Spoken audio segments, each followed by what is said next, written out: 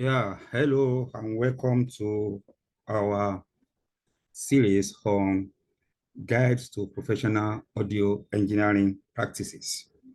In this series, we'll be talking about the state of sound, that is the existence of sound, which is going to be our tip 3, the existence of sound. In this series, I'll be talking much about the concept of sound wave. I will define sound wave and also differentiate between sound and sound wave. And lastly, I'll be talking about the existence of sound, both in physical space and also in our auditory perception. It may be a little bit longer, but I will try as much as possible to make it brief. So let's quickly go to our slides as usual. Yeah. All right. So the title for tip 3 is the state of sound. Let's go. I start by introducing the concept of sound. Now, we speak of sound by convention, but however, in objective reality, there are no sound actuals. Is that not a little bit confusing? This tells you that there is sound by convention, but actually what we perceive, that we hear, is different. So what is that called? There are only waves of energy. So let's call that energy acoustic energy, or we call it acoustic sound. So this wave of acoustic energy are converted into electrical impulses by our ears. That is what it means. When we hear sound that has been mixed with wave. And that's why we call it acoustic, that's why we call it sound waves. So what we hear as sound is a type of kinetic energy. That is energy that is produced when something moves. I mean, in physics, we have kinetic energy. That is when something moves. This kinetic energy, or the sound that we can be likened to kinetic energy, is called acoustical energy, that consists of fluctuating waves of pressure in a given medium, such as what? Such as air. That is the medium of propagation, medium of travel, air. So the acoustic energy moves the tympanic membrane in our ears. The tympanic membrane, so that's what we call our ear drums. Our ear drums vibrate corresponding to the fluctuation of what? Of the air waves. So the equivalent of this is in microphone is called the diaphragm. So when we say, the way the diaphragm vibrates in the microphone, that is with our ear drums, which we call the tympanic membrane, vibrates corresponding to the physical existence of sound wave that is coming into our hearing. So let us now define sound. Sound is a mechanical vibration of molecules in a medium such as air, like I said before. A sound is caused by a vibrating object, providing it has a medium to travel through. Without vibration, there can be no sound. That is just the fact. So this tells us that there must be a source that the vibration occurs. That is the source of sound. But if there is a vibration somewhere and there is no propagation mixed with air or a medium of travel, we cannot hear that. So what we are hearing is sound wave. That is a sound that has been mixed with what? With waves of air. If you look at this diagram very well, you will see a drum. This is a bass drum, not a kick drum. It's a bass drum. And you can see a stick that is being used to do what? To play it. So when there is a coming together of the skin and the stick, there is a what? There is a vibration. So there's supposed to be a force. So that vibration will move the air molecule in front on the surrounding air molecule. The surrounding air molecule. So that variation in air pressure from the distance is called sound waves. So sound waves consist of a disturbances from moving out from a source to surrounding places with the result that energy is transferred from one place to what? To another. That is what we call propagation, medium of traveling. So as you can see, when a sound emitted from the loudspeaker, it displaces the molecule in front of it.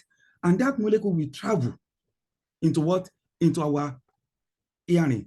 And when we hear that, it's a mix of that vibration and also the wave that we are hearing. So to produce sound, musical instrument vibrates against the air molecule, which picks up the vibration and then pass it along as sound wave. When these vibrations strike our ears, we hear what? We hear sound. That is just it. So as now you can see the difference between sound wave and sound as its source very well, and the way the sound propagates from the source to our hearing. Now let us look at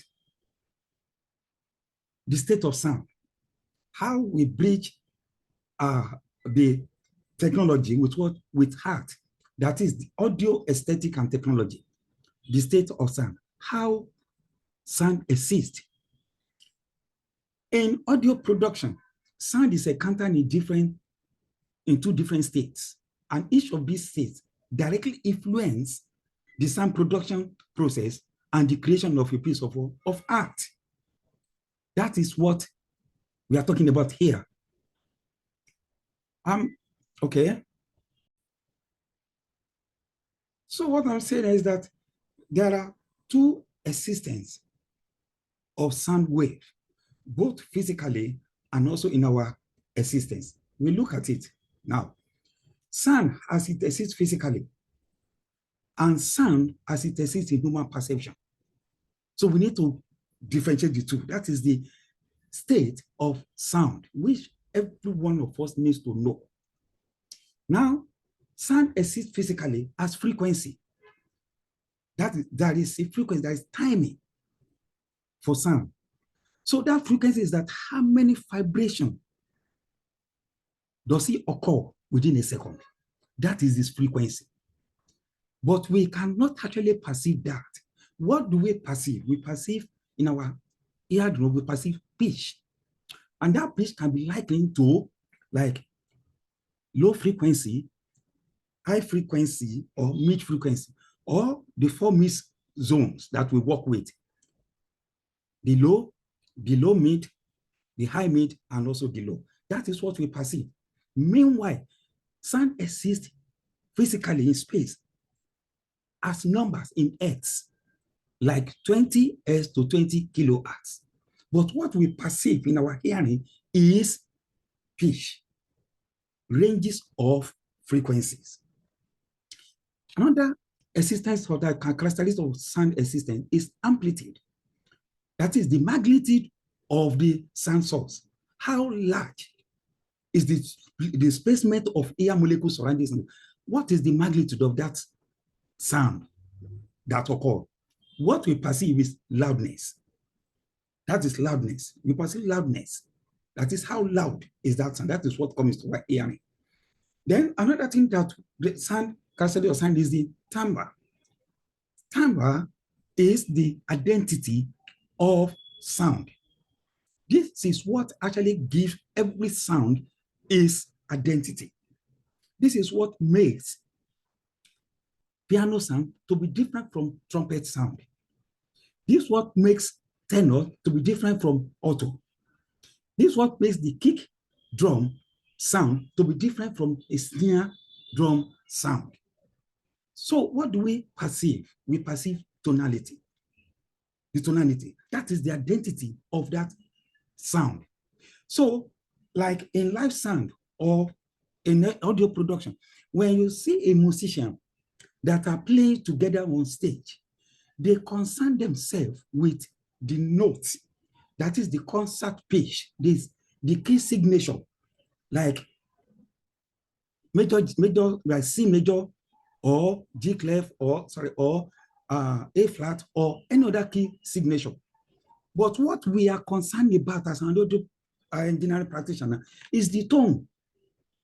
Is the tone that we come to our mixing course and we mix together. So sound exists in our auditory perception in tonality. That is what we learn. It exists in what? In timbre. That is the identity of sound. Then another physical characteristic of a system is time. Time is how short or long a sound is. And we can define this by this concept of ADSR, that is attack, decay, sustain, and release.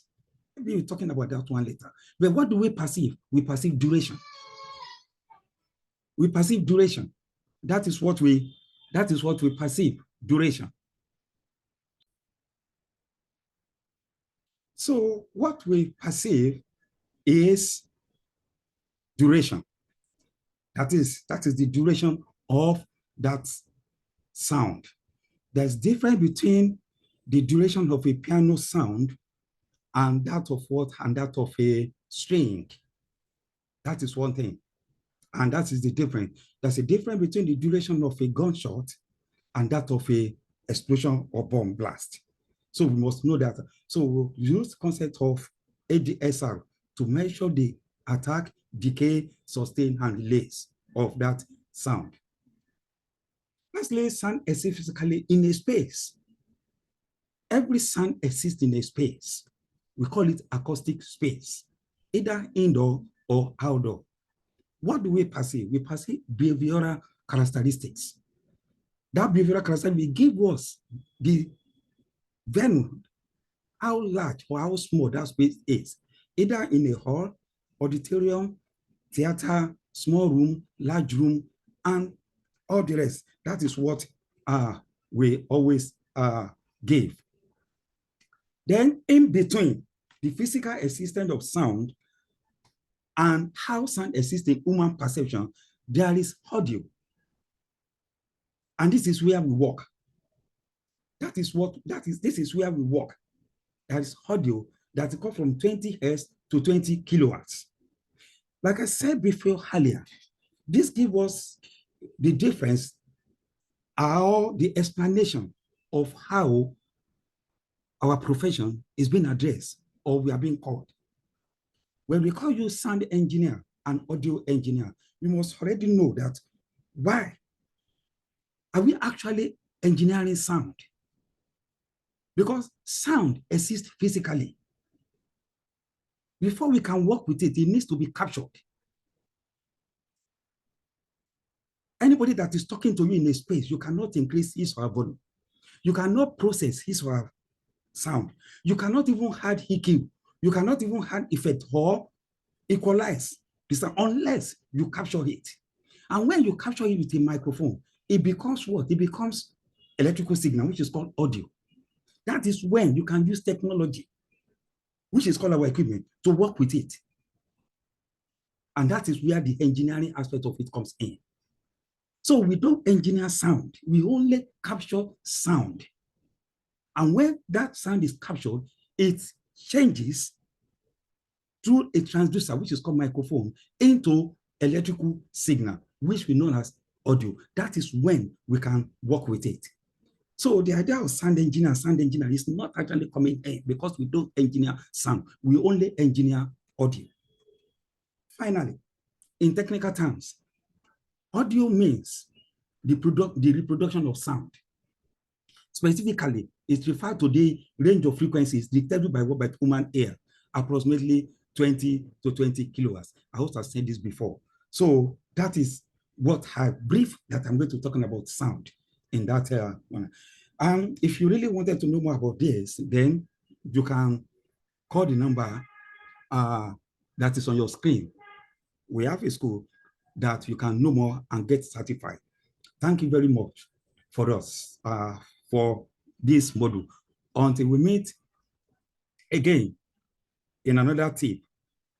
Thank you and God bless.